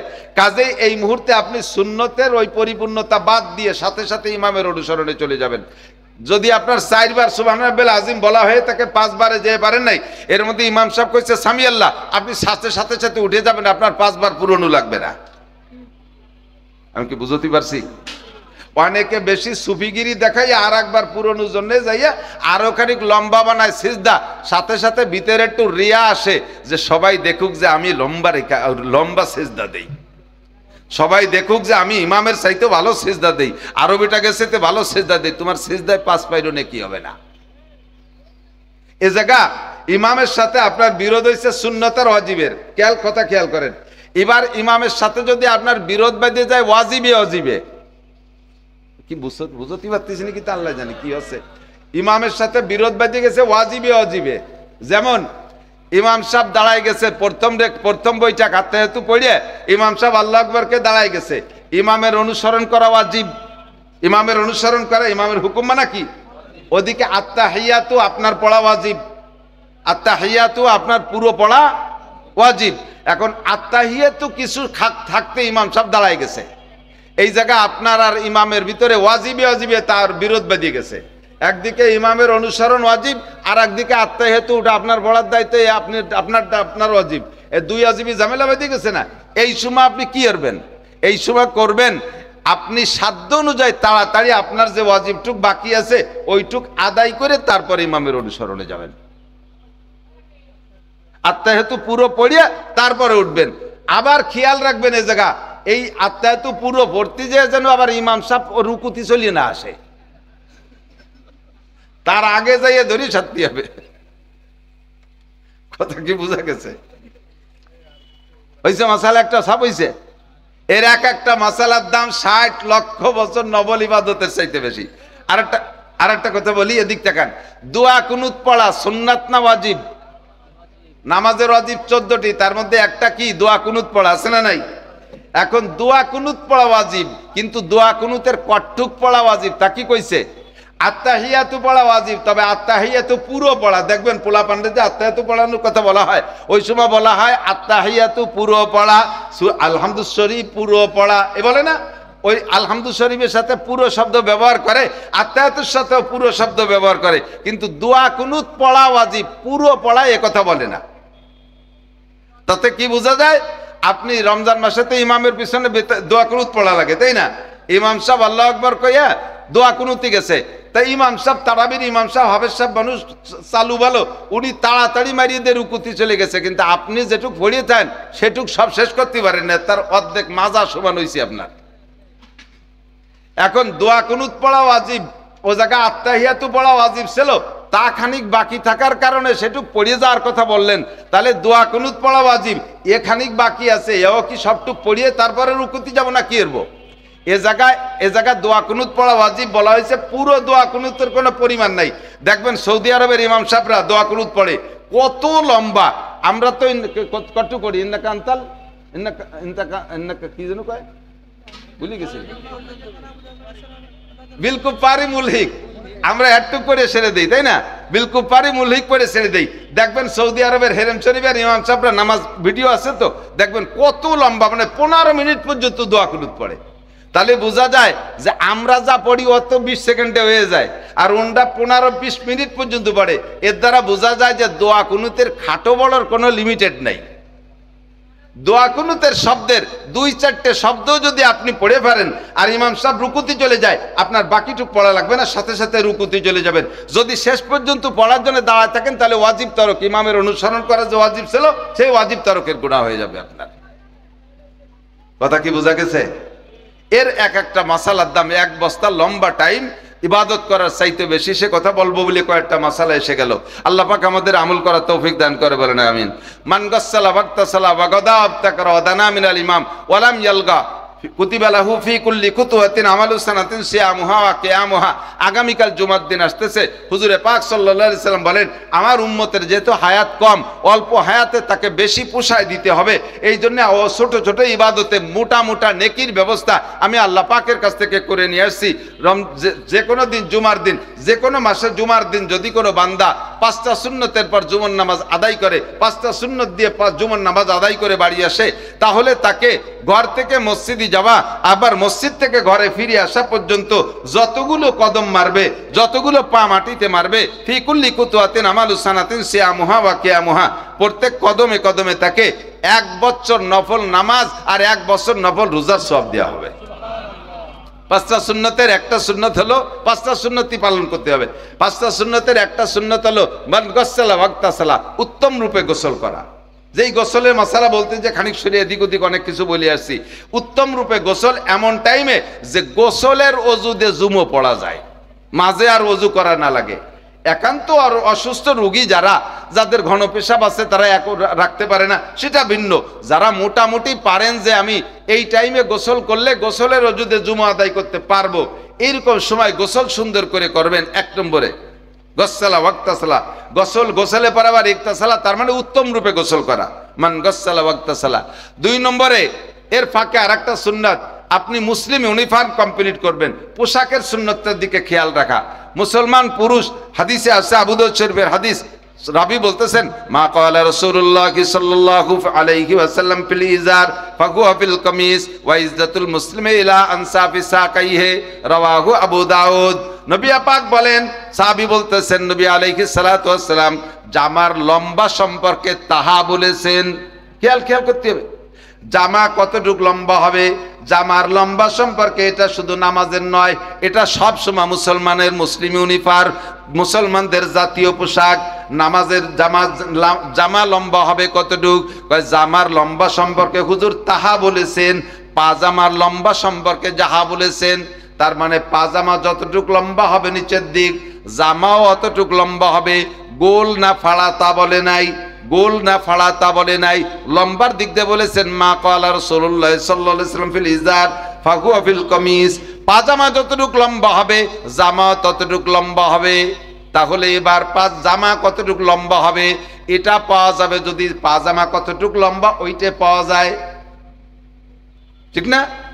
পাজামা যতটুক লম্বা হবে জামাও ততটুক লম্বা হবে। তাহলে জামা কতটুক লম্বা হবে তা কই নেই, বলছেন যে পাজামা যতটুক হবে অতটুক হবে। তাহলে পাজামাটা কতটুক লম্বা হবে তাই শুনিয়েছি।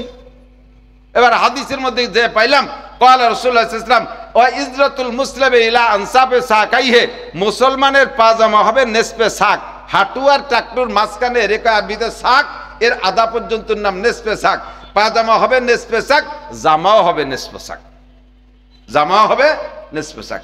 এইটা হলো মুসলমান পুরুষের সর্বক্ষণিক পোশাক। আর এর নিচে যদি যায়, এর নিচে কি বলা হয়, টাকনুর উপর পর্যন্ত যতটুক, টাকনুর উপর পর্যন্ত আর যতটুক আছে এতটুক লম্বা হওয়া পর্যন্ত আপনাকে অনুমতি দেয়া আছে, তবে ওটুকে সুন্নত না। এই যে টাকনুর নিচে টাকনুর উপর পর্যন্ত পায়জামা জামারে ঝুলোই পড়লেন, জায়েজ আছে, তবে সুন্নত হলো না। সুন্নত হলো পুরো নেসফে সাক, আধা হাঁটু পর্যন্ত হলো অরিজিনাল সুন্নত। এরপরে যদি লম্বা করেন তাহলে সুন্নতের নেকি হবে না, ওটুক আপনাকে জায়েজের ফতো জায়েজ রাখা হবে, অনুমতি দেওয়া হবে। তবে এবার নবী পাক বলেন, মান জাররা ইজারাহু বাতারা লাম ইয়ানজুরিল্লাহু ইলাইহি ইয়াওমাল কিয়ামা মা আসফালা মিনাল কাবাইন ফাহুয়া ফিন্নার। হুজুর বলেন, টাকনু পর্যন্ত যদি টাকনু ছুঁয়ে যায় এবং টাকনুর নিচে যদি প্যান্ট পাজামা লুঙ্গি জুব্বা পুরুষের যদি টাকনু ছয় বা টাকনুর নিচে চলে যায়, কিয়ামতের ময়দানে ওই লোকটার যত নেকি আমল নেক আমল থাকুক, আল্লাহ পাক তার দিকে ফিরে তাকাবেন না, আল্লাহ পাক তার দিকে ফিরে তাকাবে না, এবং তার ওই টাকনুর নিচের টুক জান্নাতে যাবে না, টাকনুর নিচের টুক জাহান্নামে যাবে। টাকনুর নিচের টুক কোথায় যাবে? তাহলে টাকনুর নিচের টুক আপনারে খেয়াল করেন, আপনারে হাসপাতালে যদি নিতে হয়, হাসপাতালে গেট দিয়ে ভিতরে নিতে হলে পার টাকনু নিচের টুকে আপনারা নেবে না? বুঝতে পারিনি নাকি? টাকনু এই ঈদগায় থাকবে, মাথার টুক চলে যাবে। পুরো বডিরে নিতে হলে ওই টাকনুর নিচের টুক হলো চাকা, ঠিক না? তাহলে টাকনুর নিচের টুক চাকা, ওই চাকা যদি হাসপাতালে যায় তাহলে আপনিও যাবেন, আপনারও জান্নাতে যার টাকনুর নিচের টুক চাকা। আর হুজুর বলেন, মাস ফালা মিনাল কাবাইন ফাহুয়া ফিন্নার, টাকনুর নিচে যে কাপড় যাবে ওইটুক জাহান্নামে যাবে। তাহলে চাকা যদি জাহান্নামে যায় তাহলে বডি কি জান্নাতে যায়? তার মানে পুরো বডি জাহান্নামী, পুরো বডি জাহান্নামী। এ হলো পুরুষের মাসালা। আর মহিলাদের পর্দার মাসালা হলো চুলের আগার থেকে পায়ের তলা পর্যন্ত পর পুরুষে দেখবে না। যেই 14 জনের সাথে বিয়ে হারাম, ওই 14 জন ছাড়া অন্য কোনো পুরুষকে, অফিসের অফিসার বড় স্যারকে, স্কুলের মাস্টার স্যারকে, প্রাইভেট মাস্টার স্যারকে, মসজিদের ইমাম সাহেব হুজুরকে, কোনো পীরে কামেলকে, কোনো পীর সাহেবের কাছে মুরিদরা যাইয়া মহিলারা তার মুখমণ্ডল শরীরের কোনো চুলের আগা পর্যন্ত দেখাইতে পারবে না। যদি দেখায় তাহলে পিসাবরে দেখাইলো জিনার গুনাহ, পিসাবরে দেখাইলো জিনার গুনাহ। একমাত্র শুধুমাত্র নবী পাক উম্মতের জন্য বাপ স্বরূপ। নবী ছাড়া আর কোনো মানুষকে এই 14 জনের গণ্ডির বাহিরে যদি হয়, তাকে মহিলারা মুখমণ্ডল দেখাতে পারবে না, হাতের কবজিও দেখাইতে পারবে না, পায়ের টাকনুর নিচে দেখাতে পারবে না, শরীরের অন্য অঙ্গ তো পারবেই না। এই 14 জনরা শুধুমাত্র 14 জন। কয়জন? 14 জন। 14 জন মানে মাঠের এক কোনাইতে গুনে 14 জন না, হ্যাঁ, ওই বাসতে 14 জন, আর বাকি সবার সাথে যায় 14 জন মানে 14 শ্রেণী। আব্বা, দাদা, নানা, হ্যাঁ, চাচা, মামা, ভাই, ভাগ্নিয়া, ভাতিজা, নিজের ছেলে, নিজের ছেলের ছেলে, মেয়ের ছেলে, শ্বশুর, দুধ বাপ, দুধ ভাই, এই 14 জনের সাথে বিবাহ হারাম। এই 14 জনের সাথে পর্দা ফরজ না। পর্দা ফরজ না মানে মুখের এইটুক দেখা। খেয়াল করেন, পর্দা ফরজ না মানে এই 14 জনের সামনে মহিলা রান বারোয় বসে থাকলো, এই 14 জনের সামনে মাথার কাপড় গাল কাপড় বেলাই দিয়ে বসে থাকলো। এই 14 জনের সামনে পর্দা ফরজ না মানে হলো 14 জনের দেখাইতে পারবে মুখমণ্ডল, হাতের কবজির নিচের টুক, পায়ের টাকনুর নিচের টুক, এর মাঝখানের টুক দেখাইতে পারবে না। নিজের পেটের সন্তান কেউ না। যদি কোনো মা তার সাবালেক ছেলের বয়স 18, 19, 20 বছর, 25 বছর, এইরকম ছেলের সামনে তার কোলে একটা দুধের বাচ্চা আছে, এই দুধের বাচ্চাকে স্তন খুলে গায়ের কাপড় ফেলাইয়া দুধ পান করাইতেছে, আর 16, 18, 20 বছরে নিজের পেটের আরেকটা পুত্র সন্তান তাই দেখতেছে, অথবা কন্যা সন্তান, মেয়েকেও দেখানো জায়েজ নাই। সাবালিক হওয়ার পরে 10-এর পরে যাইয়া, বিশেষ করে 7-এর পরে যাইয়া বাচ্চাদেরকে, নিজের বাচ্চা ছেলে হোক আর মেয়ে হোক, তাকে মায়ের স্তন দেখানো জায়েজ নাই। যদি এই বড় ছেলের সামনে ছোট ছেলেকে মা স্তন খোলা অবস্থায় দুধ খাওয়ায়, তাহলে ওই সন্তানের সাথে মায়ের আমলনামায় জিনার গুনাহ লেখা হইতে থাকে। বাপের সাথে পর্দা ফরজ না, ভাইয়ের সামনে পর্দা ফরজ না, দাদা নানার সামনে পর্দা ফরজ না। এর কারণে মহিলারা body fittings tight salwar kameez পইরা, গায়ে মাথায় ওড়না না দিয়া এই অবস্থায় বাপের সামনে, ভাইয়ের সামনে চলাফেরা করে। বাপ ভাইয়ের নজর পড়ে তাদের শরীরের এই শরমের অঙ্গর দিকে বা গায়ের দিকে। এই রকম 14 জনের সাথে যদি দেখা করে, এই 14 জনের সাথে জিনার গুনাহ লেখা হবে। একটু খেয়াল করি, জুমার দিন মহিলারা জুমার নামাজ পড়তে যাবে না। মহিলাদের পর্দার কথা এসে গেছে বলি, চুলের আঘাত থেকে পায়ের তালু পর্যন্ত পর্দায় রাখা ফরজ।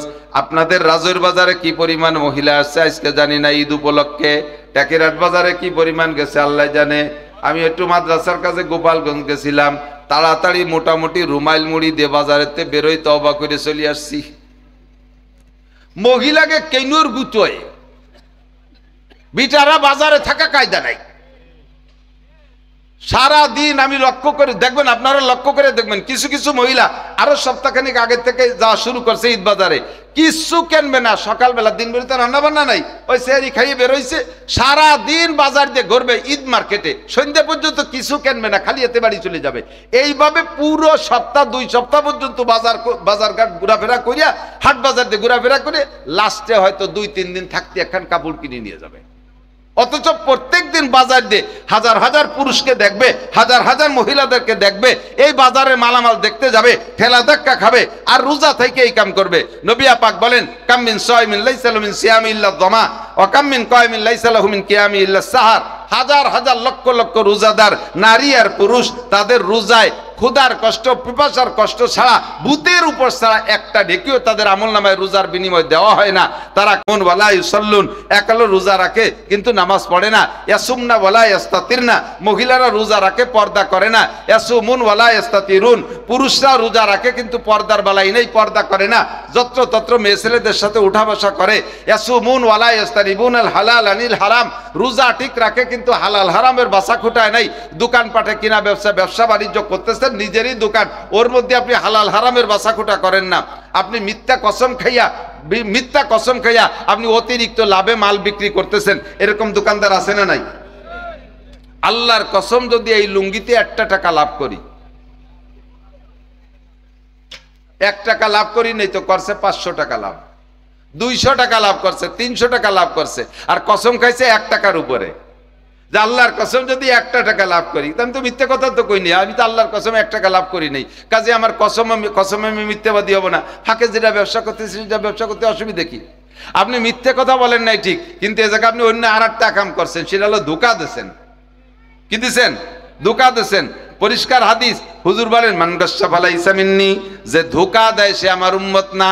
একটা হাদিসের মধ্যে নাই মান কাযাবা ফালাইসা মিন্নি, মান কাযাবা ফালাইসা মিন্নি, যে মিথ্যে কথা কয় সে আমার উম্মত না, যে মিথ্যে বলে সে আমার উম্মত না। এ কথা হুজুর বলেন নাই। এমনি মিথ্যে কথা সম্পর্কে অন্য হাদিস আসছে, আল কিযবু উম্মুল খাতা, মিথ্যে কথা হলো গুনার মা, মিথ্যে কথা গুনার মা। কিন্তু হুজুর বলেন, মান গাশশা ফালাইসা মিন্নি, তুমি ওই যে কসম খাইছো, আল্লাহর কসম, যদি 1 টাকা লাভ করি, অর্থাৎ 1 টাকাও লাভ করি নেই, আল্লাহর কসম খেয়ে বললে, অথচ লাভ করছো তুমি 300 টাকা। ও জায়গা এই কসমের মধ্যে তুমি ধোঁকা দেছো, মিথ্যে কথা বলো নাই, ধোঁকা দেছো। আর হুজুর বলেন, যে ধোঁকা দেয় সে আমার উম্মত না। ধোঁকাবাজ আমার উম্মতের খাতাতে নাম কাটা, যা তুই হিন্দু বুদ্ধ খ্রিস্টানে মর গিয়ে, তোর নিয়ে আমার কোনো চিন্তা নাই, তোর ব্যাপারে আমার কোনো ধারণাই নাই, তুই আমার উম্মতের খাতা থেকে বাহিরে। কাজেই মিথ্যে কথা বলে আমি ইনকাম করব না। রমজান মাসে রোজা রাখছেন, সুদে টাকা দিয়ে এদিক, সুদে টাকা দিয়ে সেহরি, ঘুষের টাকা দিয়ে ইফতারি, সুদে টাকা দিয়ে সেহরি, ঘুষের টাকা দিয়ে ইফতারি। আপনার রোজায় 1 পয়সারও নেকি নাই। যারা ঘুষখোর, যারা প্রসিদ্ধ ঘুষখোর, জানেন যে এ লোকটা খুব অ্যাভেলেবেল ঘুষ খায়, বেতনের চাইতে ঘুষ ভালো খায়। এরকম পরিচিত ঘুষখোররা যেদিন ইফতারি দেবে, ওকে ইফতারি খাতে যাবেন না। ঠিক আছে তো, কথা কর না কেন? ঘুষখোররা যদি আপনাদের এই ইফতারিতে সাদা দেয়, ওকে সাদা নেবে না। এটা তো আপনারা সমষ্টিগতভাবে সকলে সম্মিলিতভাবে করেন। প্রসিদ্ধ পরিচিত ঘুষখোর যদি থাকে, তাহলে তারে বলে নেবেন, ভাই তুমি ঘুষির টাকা কিন্তু দিতে পারবা না, বেতনের টাকা থাকলে দাও। ঘুষখোরের টাকা ঢুকে আমার হালাল টাকার ভিতরে আমার ড্যাককে ড্যাক ইফতারি নষ্ট করব, এটা আমি করতে পারবো না। কি বলেন? আপনারা কি একমত থেকে কথা বলেন? সুদখোর, প্রসিদ্ধ সুদখোর যেদিন ইফতারি দেয়, ও যদি উট দিয়েও বিরিয়ানি রান্না করে, যে উটির বিরিয়ানি, সৌদি আরবে তো উট নিয়ে এসে উটির বিরিয়ানি হবে, তুই উটির বিরিয়ানি না, তুই যদি জান্নাতের উট আইডিও বিরিয়ানি রান্না করে দিস, তুই সুদখোর, জানি যে তোর সুদ ছাড়া ইনকাম নাই, তোর ওই বিরিয়ানি খাতে আমি যেতাম না। কথা কর না কেন? সুদখোরের সুদে টাকার, সুদের হারাম টাকা আমি রমজান মাসে খাই, আমার পবিত্র রোজাটাকে নষ্ট করতে রাজি না। সুদে টাকার ইফতারি, ঘুষের টাকার সেহরি, ঘুষের টাকার ইফতারি, সুদের টাকার সেহরি, এই সমস্ত হারাম খোরদের কাছে যাবেন না। চুরা টাকা, গাঁজা বিক্রি করা, গাঁজার ডিলার আছে নাকি মাদারীপুর রাজুদ্দে? হ্যাঁ, আরে আল্লাহ রে, সব জায়গা ছড়াই গেছে। গাজার ডিলার যদি ইফতারি দেয় সেদিনও খাতে যাবেন না। গাজাখোর, সুদখোর, আলটেলা, হারামখোর, এদের কারণে রোজা নষ্ট হয়ে যায়। খুব সতর্ক থাকবে। এত কষ্ট করে একটা রোজা রয়েছি, প্রায় তো 14-15 ঘন্টা হতে চলতেছে, তাই না? 14-15 ঘন্টা, 14 ঘন্টা হয়ে যাচ্ছে। এই আমি এত কষ্ট করে রোজা রেখে এই হারাম দিয়ে আমি ইফতার করি, আমার রোজাটাকে আমি নষ্ট করবো না। হুজুর বলেন ইয়াসুমনা ওয়ালা ইয়াস্তাতিরনা, মহিলা রোজা রাখে কিন্তু পর্দা করে না, ওর রোজায় কোনো লাভ নাই। মহিলা ইয়াসুমনা ওয়ালা ইউসাল্লিনা, মহিলা রোজা রাখে কিন্তু নামাজ পড়ে না, ওর রোজায় কোনো ফায়দা নাই। পুরুষ ইয়াসুমুন ওয়ালা ইউসাল্লুন, রোজা রাখে নামাজ পড়ে না, ওর রোজায় কোনো ফায়দা নাই। আমি রমজান মাসে রোজা রাখতেছি তো দুইটা উদ্দেশ্যে, একটা হলো কিয়ামতের ময়দানে আল্লাহ তাআলা আমাকে নিজ হাতে পুরস্কার দান করবেন, কোন সুবহানাল্লাহ। আর একটা হলো আমার জিন্দেগির সব গুনাহ আমি পরিষ্কার করে যাব দুনিয়া থেকে, তাই তো নাকি বলেন? পরিষ্কার হাদিস, মান সামা রমাদান ঈমানান ওয়া ইহতিসাবা গুফিরা লাহু মা তাকাদ্দামা মিন যামবিহি, যে ব্যক্তি রমজান মাসে রোজা রাখে ঈমানের সাথে সওয়াবের আশায়, একটু খেয়াল করেন, ঈমানের সাথে সওয়াবের আশায়, রোজার নিয়তটা শিখিয়ে দিয়েছে নবী পাক, ঈমানের সাথে সওয়াবের আশায়। গতানুগতিক রোজা না, সামাজিকতা রক্ষার্থে রোজা না। বাড়ির পরিবারের সবাই রোজা রাখে, আমি একা না রাখলি গরম ভাত তো আমার জন্য রান্না করে না, কাজেই দিন যাবে ভান্তা খাতি ওর চাইতে ওকে সাথে রোজাতেই সন্ধ্যের সময় ভালো সাইড ইফতার খাতি পারবো, এই আশায় রোজা। এর নাম ইমানি রোজা না। এর নাম কি রোজা না? ইমানি রোজা না। এই তুই তো রোজা থাইস না, আজকে রোজা যে কয় যে ঈদগাহ ইফতারির দাওয়াত দিয়েছে, তা রোজা না রাখে কিভাবে খাতি যায়? এই ঈদগাহ ইফতারির দাওয়াত খাওয়ার জন্য রোজা রাখছে, এই রোজা আপনার ইমানের রোজা না। তুই তো আজকে রোজা, তুই তো রোজা থাকা মানুষরা রোজা কেন? কয় চেয়ারম্যান সাহেবের বাড়ি আজকে ইফতারির দাওয়াত দিয়েছে, ও জায়গা তো ভালো বিরিয়ানি রান্না হবে, তো বিনি রোজায় কিভাবে খাতি যায়, সেই জন্য রোজা। উনি ইমানের রোজা রাখে না, উনি হলো ইফতারির রোজা রাখছে। কতক্ষণ না কেন? তুমি রোজা কেন? কয় যে এই বয়সে রোজা না রাখলি মানসি কি কয়, খেয়াল করেন, এই বয়সে রোজা না রাখলি মানসি কি কয়? তাহলে এটা কি ইমানের রোজা না মানুষের মুখ ঠেকানি রোজা, মানুষের মুখ বন্ধ করা রোজা, ঠিক না? এই রোজার নেকি পাবেন না, এই রোজার দ্বারা ওই পুরস্কার না। হুজুর বলেন মান সামা রমাদান ঈমানান ওয়া ইহতিসাবা, ঈমানের সাথে আর সওয়াবের আশায় রোজা রাখবেন, গুফিরা লাহু মা তাকাদ্দামা মিন যামবিহি, আগের জীবনের সব গুনাহ আল্লাহ ক্ষমা কইরা দেয়। তবে রোজাটা রোজার মতো হইতে হবে। ওই রোজা, যেই রোজার পিছনে নামাজ নাই, সেই রোজায় এই পুরস্কার নাই। যেই রোজার পিছনে হালাল হারাম বাছাখুটা নাই, ওই রোজায় এই পুরস্কার হবে না। যেই রোজা রাখার পরে পর্দা পুশিদা নাই, ওই রোজায় এই পুরস্কার হবে না। যেই রোজা রাখে বসে বসে গল্পের ভিতর দিয়ে মোটা মোটা গীবত করে, কারণ রোজার মাসে দুপুরের পরে বেশিরভাগ মানুষ বাড়িটা কাজ করে না, শরীরটা ক্লান্ত হয়ে যায়, এখন এই টাইমটা যায় না। ওদিকে যদি যারা তিলাওয়াত করে তাকে তো এক কায়দা ইবাদতের মধ্যে দিয়ে চলে যায়। যারা তিলাওয়াত করে না, সাংসারিক কাম কাজ করে না, ব্যবসা বাণিজ্য করে না, এই মানুষগুলোর রোজার দিনে দুপুরের পরে সন্ধ্যে পর্যন্ত টাইম যায়ই না। বারবার মুয়াজ্জিনকে কয়, হুজুর আর কতক্ষণ আছে? হুজুর কাকা 1.5 ঘন্টা। কয় তোর গড়ি নষ্ট, তুই সেই সকালের 1.5 ঘন্টা কোয়া শুরু করছিস, সকালের বলে 1.5 ঘন্টা কোয়া শুরু হচ্ছে, মানে এই বিকেলে টাইম যায় না। তাই এই টাইম রে সরানোর জন্যে কি বলে, কি কয়, কয় যে সময় কাটাই কি করিয়া, কয় বুড়ো একসাথে বসে দুনিয়ার পচা দরবার যত গিবাত শেখায়, কোন হুজুর কি করছে, হাসিনে কি করছে, খালেদা কি করছে, ওই ইউনুস মিয়া কি ভুল করতেছে, তারপরে ওই বর্তমানে সেনা প্রধান কি হতেছে, নরেন্দ্র মোদী কি হলো, ডোনাল্ড ট্রাম্প কি হলো, দুনিয়ার রাজনীতি কয় বুড়ো করিয়ে টরিয়ে লাস্ট ফিনিশিং ধরছে ইমাম সাহেব আর মুয়াজ্জিন সাহেব। সেদিনকে শুনলাম যে ইমাম সাহেব এই হচ্ছে, মুয়াজ্জিন সাহেব সুলাসুলি হচ্ছে, এই ইত্যাদি কইয়ে টইয়ে এই গোষ্ঠী শুদ্ধ উদ্ধার হইয়ে দে। ওনার রোজাটা ওই জায়গাতে শেষ করে তুইয়ে তারপরে খালি হাতে যাবে আশের মতো গুটিখানি গিলতি। এইরকম রোজা আপনার, এই রোজা আপনার গুনাহও মাফ হয় না, এই রোজা আপনি নেকিও পাবেন না। রোজাটাকে একেবারে পরিষ্কার রাখেন, দেখবেন ফাজাইলে আমাল তবলিগে নিসাব কিতাবের মধ্যে পড়ে দেখেন, পরিষ্কার সহিহ হাদিস, হুজুর আলাইহিস সাল্লাতু ওয়াস সালাম মসজিদের ভিতরে রমজান মাসে দেখে 2 জন রোজাদার মুসল্লি সাহাবী, এই 2 জন বসে বসে মাঝে মাঝে তিলাওয়াত করে, মাঝে মাঝে জিকির করে, মাঝে মাঝে নফল নামাজ পড়ে, মাঝে মাঝে আবার একটু গল্প করে। এই দিনের বেলা এই করতেছে।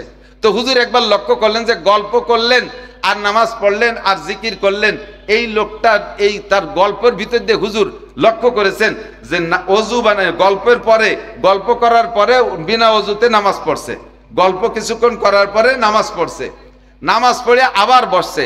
তো এই গল্পটুকু শুনছেন আর নামাজও দেখছেন, দেখে হুজুর 2 জনকে বলছেন তাআলা এদিকে আসো। 2 জন ডেকে জিজ্ঞেস করে, আর তোমরা কি রোজা নাকি? 2 জন আজকে রোজা আছো?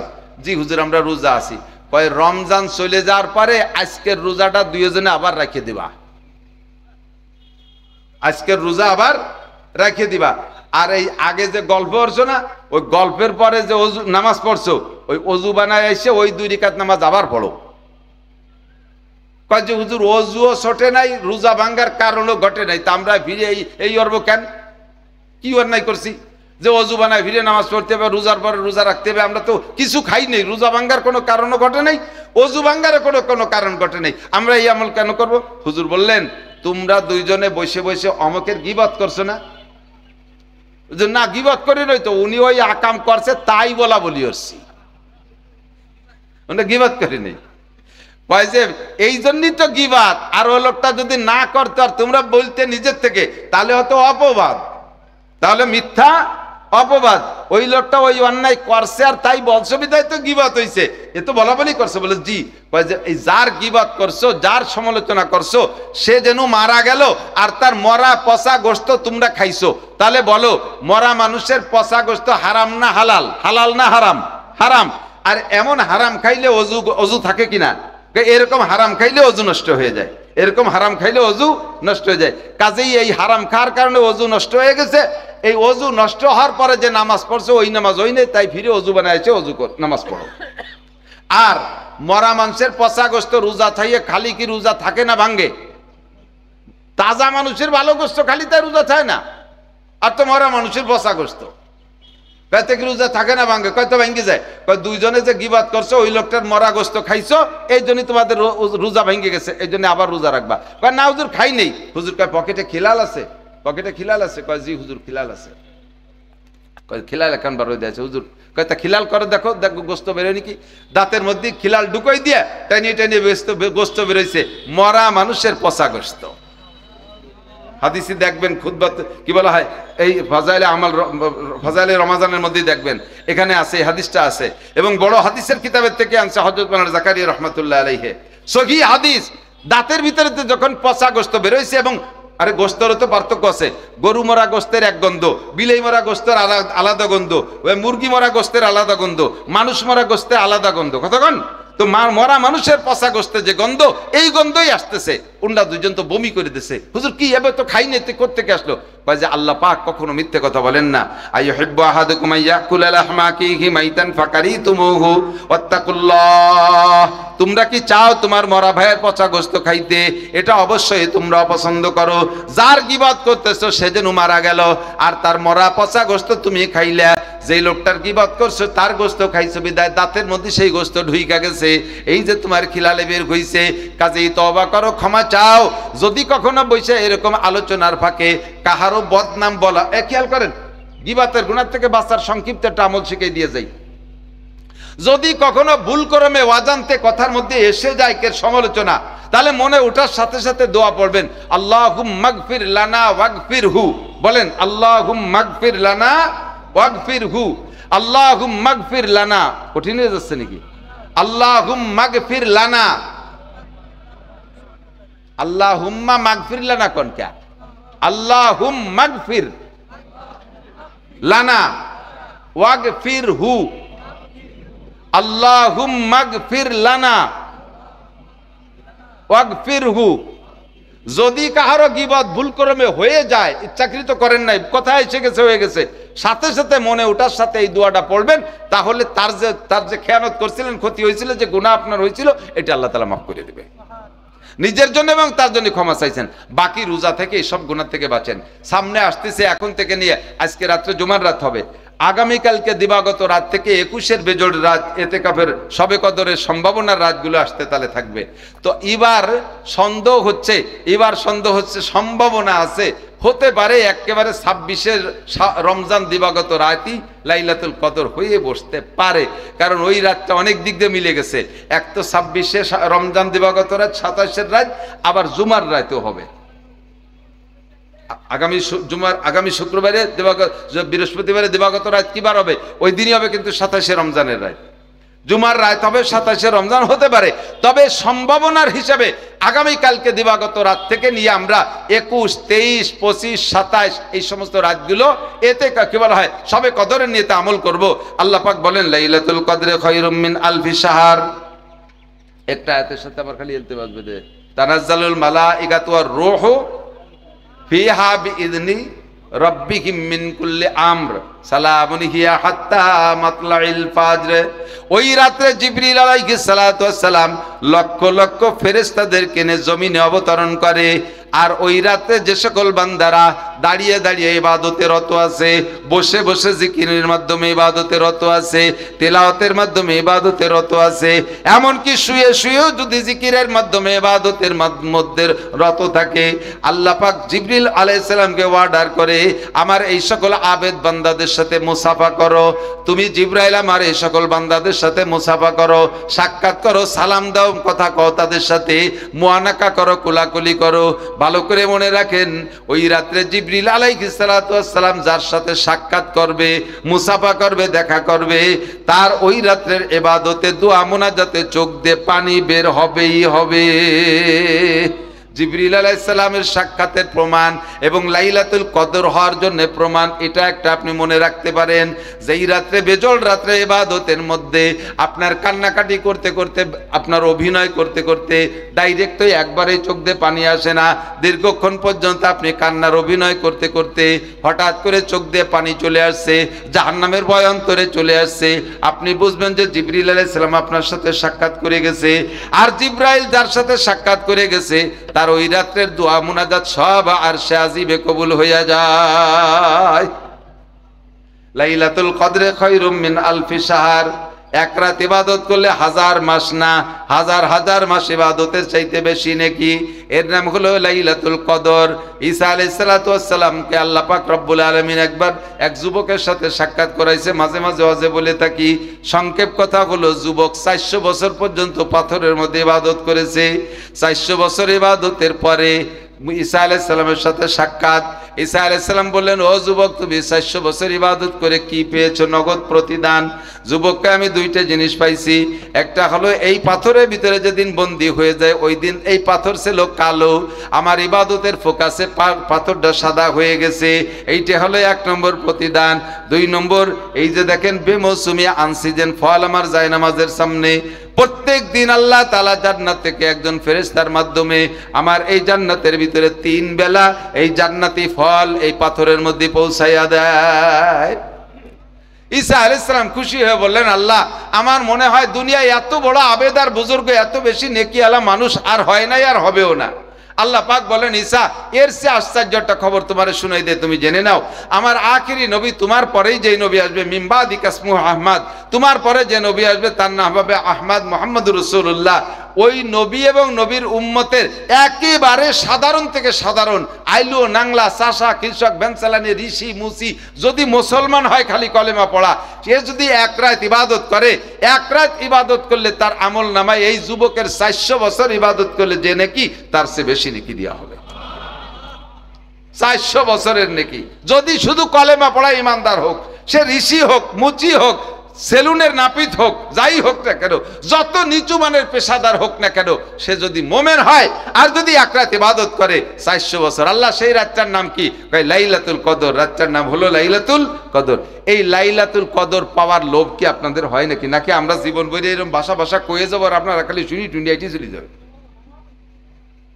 আমাকে দায়িত্ব আছে ইফতার মাহফিলি ফেলাই একটু বস করব, আপনাকে দায়িত্ব আছে শুনি টুনি চলে যাবেন।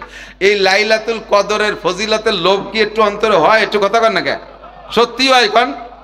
যদি কের এই রাত্রের ফজিলতের লোভ হয়, তাহলে তার এই রাত্রের ফজিলত পাওয়ার সহজ একটা বুদ্ধি শিখাই দেবো নাকি? রমজানের শেষ 10 দিন মসজিদে এতেকাফ যে করবে, ওই লোকটা এই শবে কদরের থেকে বঞ্চিত হওয়ার কোনো সুরত নাই। ওই লোকটা শবে কদরের থেকে মাহরুম হওয়ার কোনো সুরত নাই। আমার যুবক ভাই যারা আছে তারা কর্মঠ হয়তো মনে মনে আশা আছে যে আরো 50 বছর বাঁচবো, বুড়ো হলিয়েতে কাপে বসবো, আপাতত একটু কামাই নেই, তাকে বাদ দিলাম, থাকতে তারা তোমরা ব্যবসা বাণিজ্য করো, চাকরি বাকরি।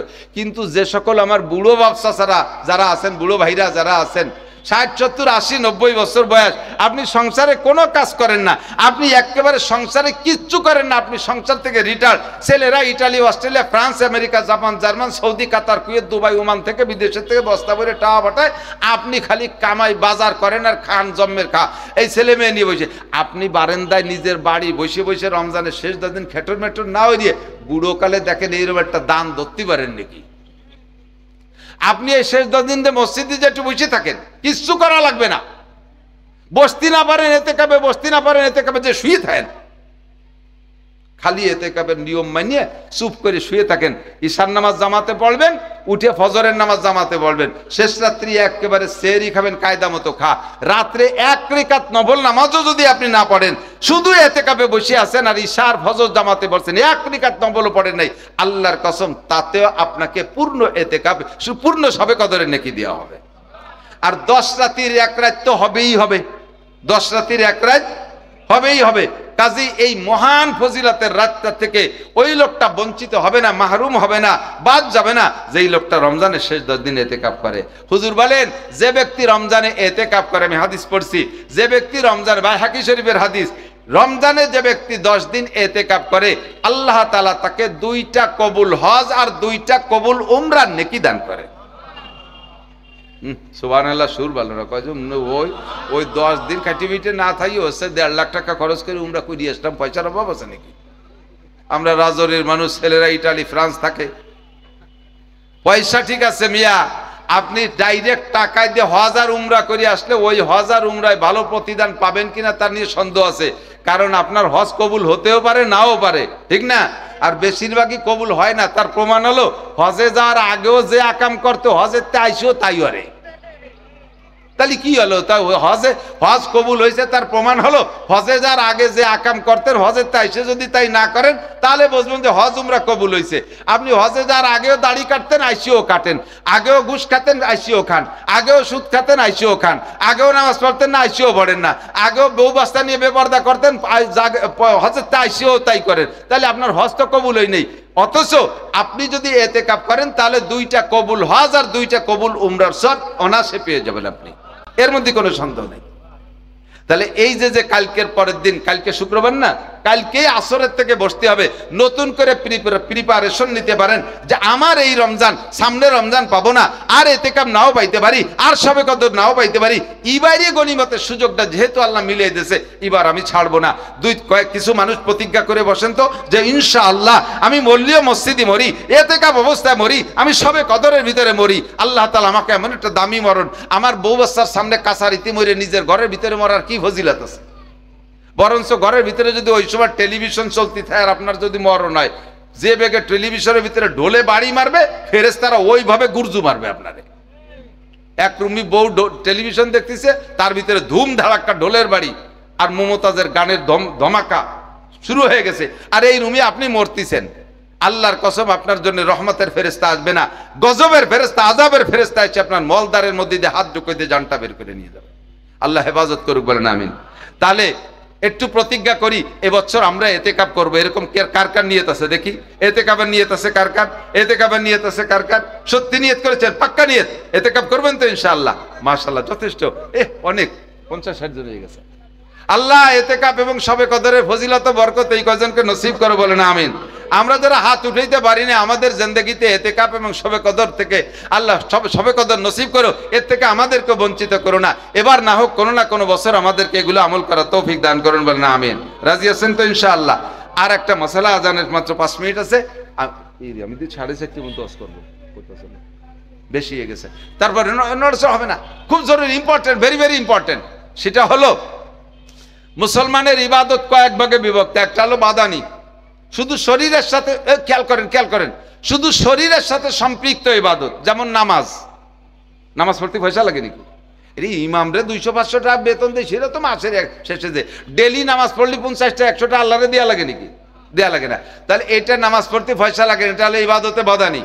কোরআন শরীফ তিলাওয়াত করবেন, পয়সা লাগে। জিকির করবেন, পয়সা লাগে। তাহাজ্জুদ পড়বেন, পয়সা লাগে। একেবারে ইবাদতে বাদানি, এটা সির্ফ শরীরের সাথে সম্পর্ক, পয়সা লাগে না।